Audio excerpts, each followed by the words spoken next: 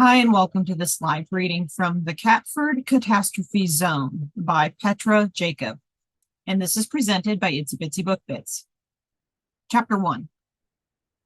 Frankie clinked glasses with the absolute bastard Drake, happy in the knowledge that she was about to ruin his life.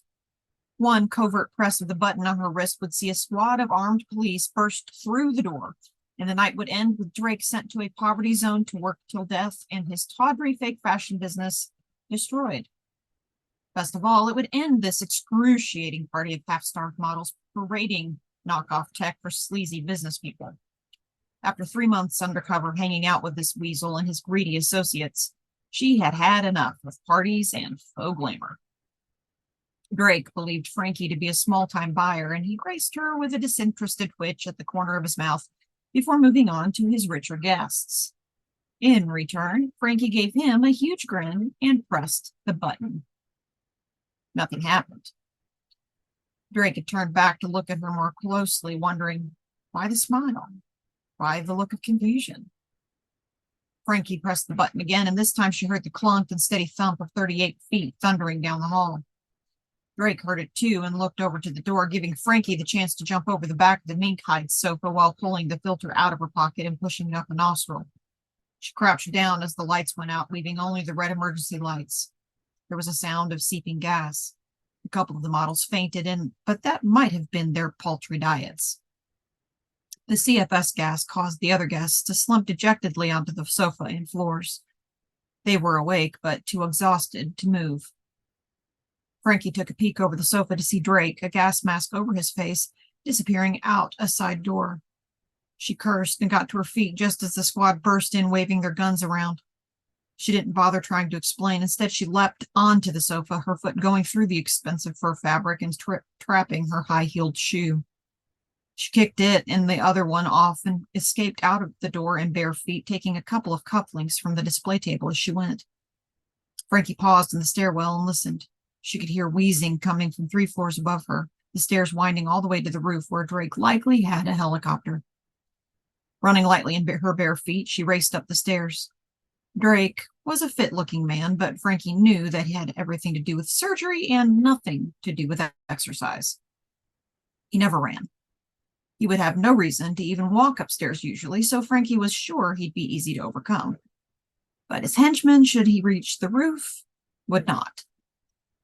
In the time it took to figure this out, Frankie had raced up 2 sets of stairs and was closing in on Drake, who had now stopped to gasp while hanging onto the handrail. He tried, probably not for the first time, to shout into his radio watch, but Frankie knew the building would have had all his communication tech shut down before the squad entered. And then he saw her. Drake was not a man to panic. He was a man fueled by indignation, and his rage at her impudence and chasing him showed on his face. Suddenly, he went from a puffing, hopeless mess to a striding combatant fueled by fury. Damn, thought Frankie. Drake turned towards her and overarmed a small bottle of vaping juice. The throw fell short and missed her. Frankie spent a moment feeling smug before realizing the glass had shattered all over the steps, and now she had to run through it. She danced around the shards, realizing Drake was too close to the top and she'd never make it. She reached into her pocket, took out the cufflinks, and threw them, hoping they were what she thought they were. She watched them sail through the air as he reached out to the door handle.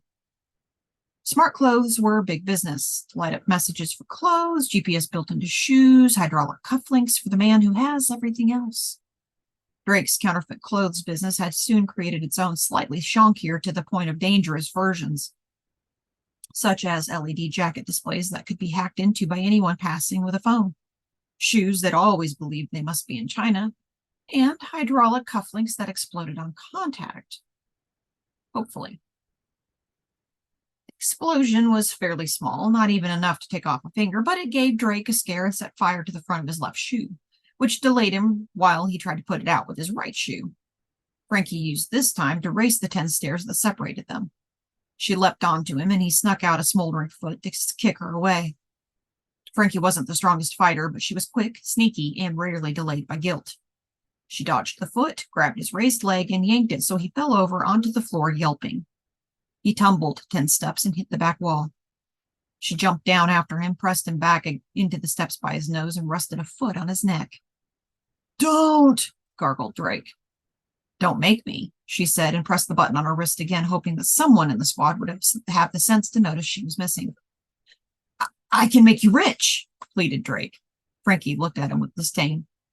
And beautiful, he added, and she pressed harder with her boot to shut him up. At that moment, the door at the top of the stairs opened, and one of Drake's henchmen leaned out. Frankie ducked low, putting her hand over Drake's mouth.